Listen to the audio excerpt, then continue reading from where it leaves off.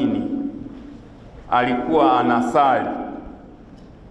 Asingalikuwa anasali, Mheshimiwa mkuu wa mkoa, tusingemleta, hata kama alifanya mambo mengi kama mwanasiasa, tusingemleta.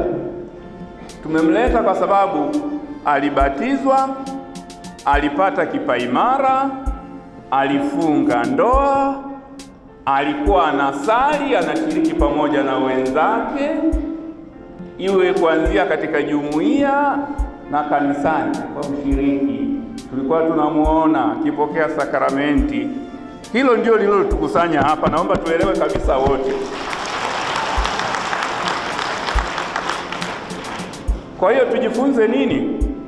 Tujifunze kuwa watu wacha Mungu, tuwe watu tunaosali,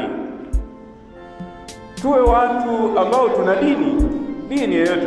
Tuseme tu dini ya Kristo, sisi wa Katoliki hatujipendelei sisi tu, lakini tuseme tuwe wacha Mungu popote pale unapokuwa, lakini uwe mtu wa Mungu. Na mkusanyiko huu wote unakuja kwa sababu ya hiyo.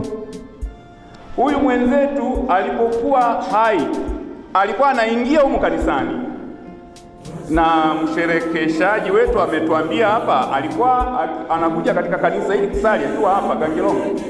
Kwa hiyo hapa sio kwamba tumemleta mwili huu kwa mara ya kwanza, hapana.